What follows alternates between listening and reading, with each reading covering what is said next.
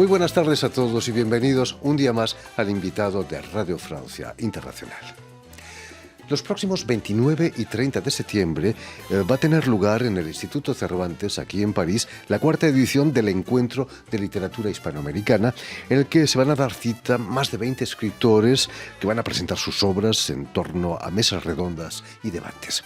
El primero de ellos girará en torno al tema de escribir en el exilio, en el que participarán la ecuatoriana Rocío Durán Barba, la uruguaya Ingrid Temple y el colombiano Eduardo García Aguilar. Y precisamente para hablarnos de su participación en este encuentro y de su intensa actividad literaria, Eduardo García Aguilar ha sido tan amable de venir hasta nuestros estudios. Muy buenas tardes, Eduardo. Buenas tardes, Jordi. Muy contento de estar acá. Bienvenido a Radio Francia Internacional. Permíteme que explique antes que nada que has nacido en la localidad colombiana de Manizales, si no me equivoco, en 1953. Manizales, capital del café, ¿no? Lo es todavía la capital del café. Sí. Manizales es una ciudad que surgió, es una ciudad muy reciente porque fue fundada a mediados del siglo XIX, pero gracias a ese empuje del café, que era pues la cocaína de la época, porque circulaba en todo el mundo, se hizo una ciudad muy rica y ha sido la capital del eje cafetero, aunque tiene otras ciudades rivales como Armenia y Pereira, que también crecieron con este empuje. Pero Manizales es la ciudad donde yo nací. Y vas a estudiar ahí en Manizales en la Alianza Francesa. ¿Cómo fue ese amor por el francés? Bueno, yo estaba en Manizales y mi padre en un momento dado me dijo, cuando tenía 14 años, bueno, vas a estudiar una lengua, ¿qué quieres? ¿Quieres estudiar inglés en el Colombo Americano o francés en la Alianza Francesa? Y yo escogí la Alianza Francesa, que era Francia hizo un gran esfuerzo en toda América Latina para crear en las ciudades medias de toda América Latina alianzas francesas que eran espléndidas. De modo que yo entré a los 14 años y tuve un profesor que se llamaba Monsieur Tassot, que era un normando con una barba así muy francesa, muy elegante. Y regularmente mis compañeros de clase eran políticos o señoras muy ricas y yo era el único muchacho que estaba allí. Y una vez Tassot en una clase dijo, eran clases con videos en la oscuridad, dijo, mire, para aprender francés hay que tomar coñac, y sacó una botella de coñac y le sirvió a todos los señores y señoras que estaban ahí una copa de coñac, me miró a mí y me dijo, tú también. Entonces yo agarré la copa de coñac a los 14 años, me la tomé y en ese momento dije, no, pues yo todo te pareció maravilloso. Irme a vivir a Francia, a París inmediatamente. ¿Nunca habías tomado coñac antes? No, la primera vez que tomaba coñac. Cuéntanos, ¿qué te lleva a la Alianza Francesa? Imagino la literatura, ¿no? También la poesía francesa, quizás. Sí, bueno, los profesores eran espléndidos, eran enviados directamente de acá de Francia, de modo que uno tenía la Alianza Francesa la biblioteca. Entonces yo me acuerdo haber encontrado, por ejemplo, las palabras de Sartre, Le Mot, que fue una lectura para mí muy importante. Y cada trimestre había premios para los buenos estudiantes y a mí en el primer trimestre me dieron un regalo que era una edición Garnier empastada de La Cartuja de Parma. De modo que... Y además aprendíamos con Georges Brassens, con Brel, con Edith Piaf. Entonces era vivir había cine también, entonces era vivir en un mundo. Entonces yo soñaba con Francia ya desde los 14 años y dije, yo tengo que irme a vivir allá tarde o temprano. Y desde ahí tengo una relación profunda con esta cultura. Y a los 20 años vas a cumplir ese sueño, vas a venir aquí a Francia y vas a continuar tus estudios en la Universidad de París, en Vincennes. Fue para ti, imagino, realizar tu sueño, ¿no? Sí, bueno, yo empecé a estudiar en la Universidad Nacional de Colombia, en Bogotá, y alcancé a estar 2 años allí, estudiaba sociología, con unos profesores extraordinarios, ¿no? En esa época estaba el profesor Darío Mesa, Ernesto Gull, geógrafo. De modo que cuando yo llegué aquí a los 20 años a Vincennes, ya tenía una formación previa muy buena de la Universidad Nacional de Colombia, a la que siempre agradezco y a la que siempre considero mi alma mater, mi casa de estudios colombiana, aunque no terminé allí. Y aquí llegué cuando acababa de morir Pompidou, y me acuerdo que me bajé, en ese entonces los vuelos para llegar a Francia no era como, bueno, ahora con el COVID ha cambiado todo, pero en ese entonces era un viaje muy largo, uno llegaba por Islandia, en esos vuelos de Loflider a Icelandic. Y luego de ahí tenía uno que llegar a Luxemburgo, y de Luxemburgo otro avión que lo dejaba uno aquí en Le Bourget. Y de ahí un bus que lo dejaba uno por Invalides y por el Gran Palais. Entonces yo me bajé después de 24 horas de viaje en Invalides, y lo primero que hice fue comprar Le Monde y caminar por el Sena y ver el Gran Palais. De modo que era una sensación muy especial. Acababa de morir Pompidou y estaban llegando los mandatarios mundiales, Nixon y todos los demás, al sepelio de Pompidou, de modo que llegué en medio de una gran excitación en Francia, y además en preparativos para las elecciones, que iba a ganar Giscard d'Estaing frente a Mitterrand. En el fondo te sentías como en casa, ¿no? Habías vivido ya en Francia sin haber pisado nunca Francia. Sí, exacto. Porque bueno, de los 14 años había comenzado a estudiar ahí en la Alianza Francesa y pues ya conocía todo, ¿no? Sin embargo, es cierto que cuando uno participaba, por ejemplo, lo invitaban a cenar o algo, se daba cuenta que aunque había estudiado mucho el francés coloquial era diferente. Entonces uno decía que, Dios mío, ¿qué voy a hacer ahora? Si he estudiado tanto el francés, pero no lo puedo entender y comprender, ni hablar también de la manera coloquial, ¿no? Sin hablar del argot, que también... Y sin hablar todavía del argot posterior. Difícil. Vas a viajar a México y te vas a quedar ahí 16 años, pasando por California, por cierto. ¿Qué es lo que te llevó a México? Bueno, yo viví acá, aquí terminé mis estudios y había terminado una etapa, ¿no? Fueron prácticamente 6 años en Francia y necesitaba volver otra vez, digamos, al nuevo mundo, ¿no? Y a tu idioma, quizás, ¿no? Acercarme, digamos, más a mi idioma. Y se dio la oportunidad de ir a California, que pertenecía a México, ¿no? Acordémonos que California y Texas, todo esto perteneció a México. De modo que se dio esa oportunidad y llegué a San Francisco y viví en Berkeley, en la Virginia Street. Y fue para mí un año muy feliz, un año extraordinario en esa ciudad extraordinaria que es San Francisco. Me iba, por ejemplo, a City Light y al barrio italiano donde quedaba esta librería mítica de Ferlinghetti y de los Beatniks. Y además en Berkeley había una vida nocturna extraordinaria y a veces se encontraba uno. Había bares punk increíbles y bares también de música latina donde de pronto llegaba Santana a tocar la guitarra.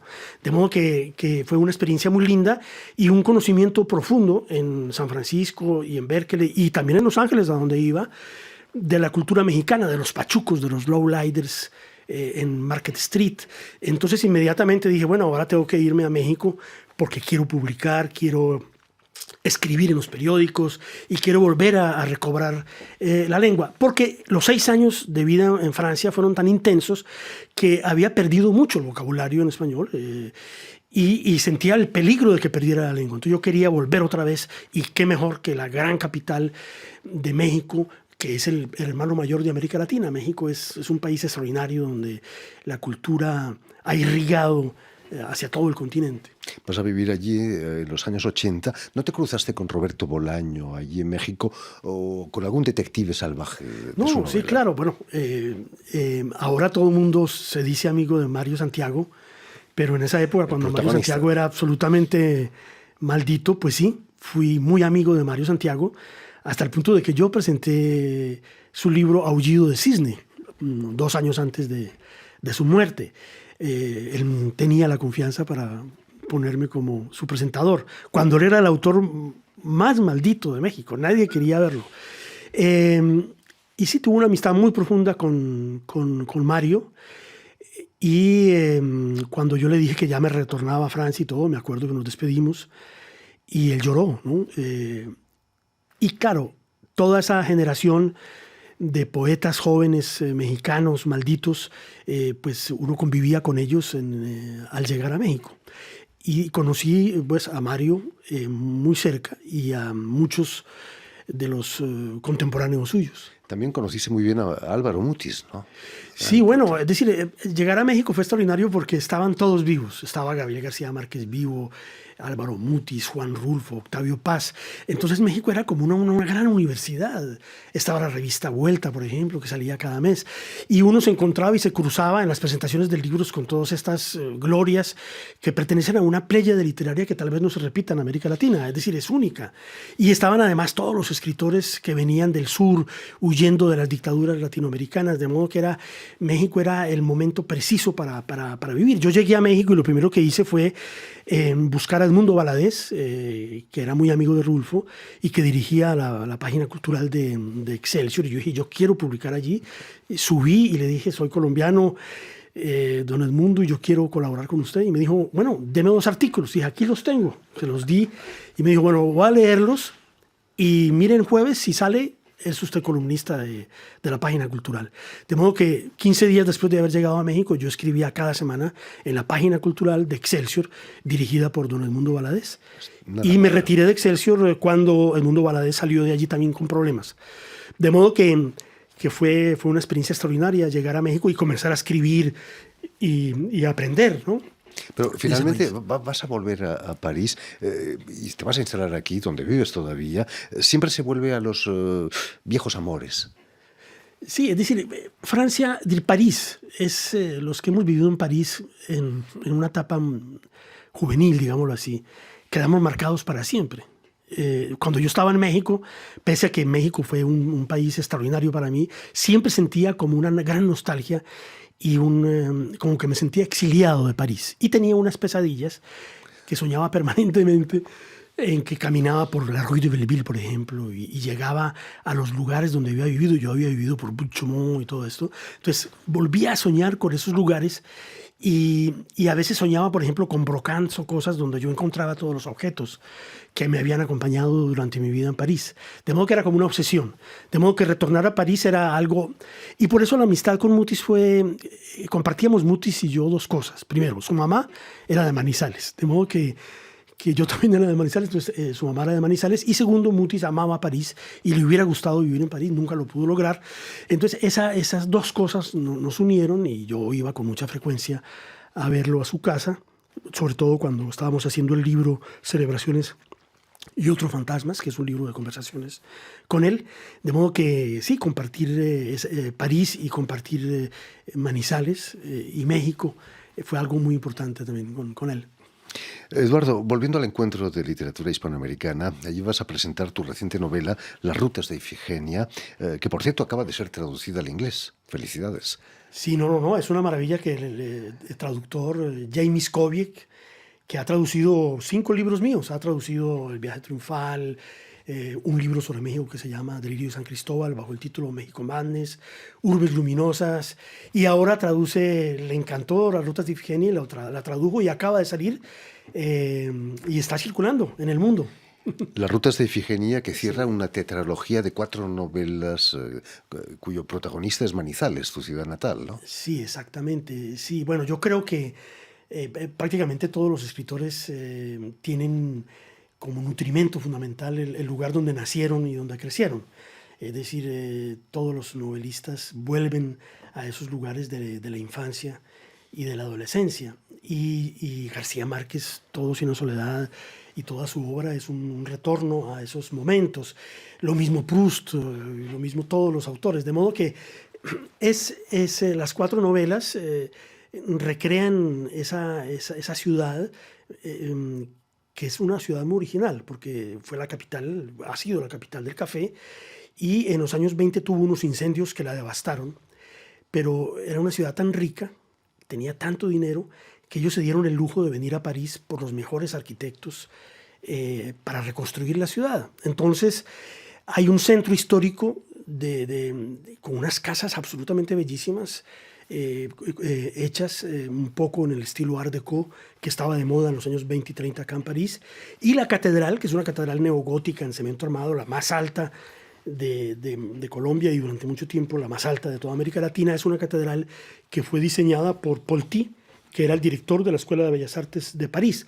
De modo que mi papá tenía la oficina cerca a un hotel Art Deco, y toda mi infancia transcurre en medio de esos palacios o palacetes absolutamente extraños que mucha gente no conoce, incluso en Colombia. La gente cuando va a Manizales se sorprende de ese centro histórico. Entonces yo quería, como siempre vuelvo a ese mundo de esa infancia, de esa adolescencia, en esa ciudad mítica que es como un balcón. A un lado están los volcanes a 5.600, 6.000 metros de altura, nevados, y al otro lado, cuando uno camina por una avenida por Chipre, está todo el Valle del Cauca y el occidente de Colombia, ¿no? Que es una ciudad muy bella y una ciudad también con una vida cultural muy fuerte desde mi primera mitad del siglo XX.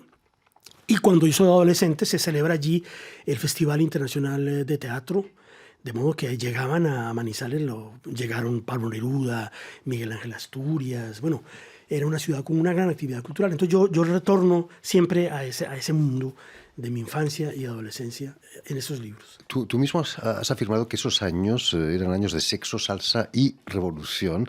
El SIDA no había hecho todavía su aparición, y mucho menos la COVID, ¿no? ¿Qué hubieras pensado si te dicen que dentro de 50 años estaríamos encerrados todos en casa por un pequeño virus?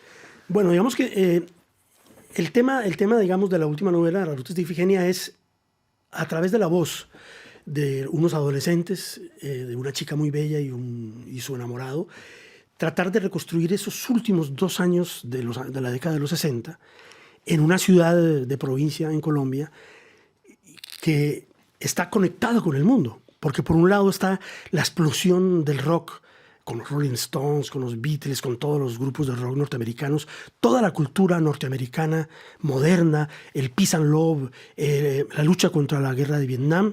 Y por otro lado está también la influencia de Mayo del 68 y de la cultura francesa. De modo que todo eso confluye entre los jóvenes de bachillerato de la ciudad. Y hay esa tensión, la cultura norteamericana por un lado en tensión con el espíritu revolucionario que comenzaba a imponerse a través de la Revolución Cubana. Entonces, tratar de contar en Las rutas de Ifigenia esa gran tensión que viven los muchachos y los jóvenes de esa ciudad en medio de cambios radicales del mundo. Y también cuando estalla la literatura latinoamericana con el boom. Todos nosotros a los 15, 10 años leíamos a Cortázar, a Lezama Lima, a García Márquez. Es decir, yo, un adolescente, estaba conectado profundamente con esa nueva literatura del boom latinoamericano. Y todo eso lo menciono y ocurre y se desarrolla en esta novela Las rutas de Ifigenia. Enorme tensión, pero muy, muy fértil, ¿no? Quizás echas de menos esa fertilidad literaria, cultural. Sí, es una época, digamos que los años 60 y 70 son, desde el punto de vista latinoamericano, algo muy importante, porque es el momento en que los latinoamericanos quieren afirmarse como cultura, ¿no? Frente al imperio norteamericano, y quieren conectarse con el mundo.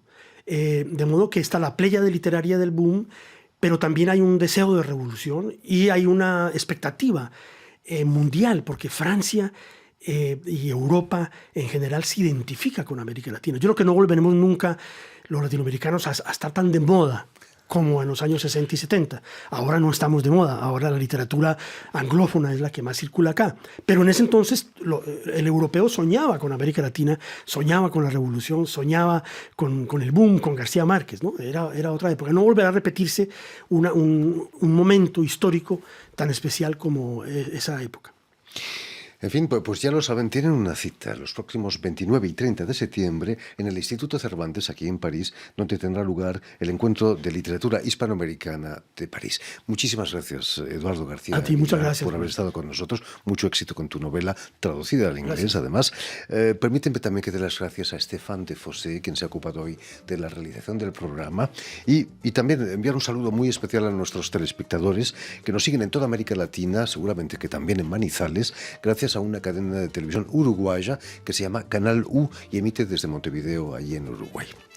Y a ustedes, muchísimas gracias por su atención y les damos cita para una nueva edición de El Invitado de Radio Francia Internacional.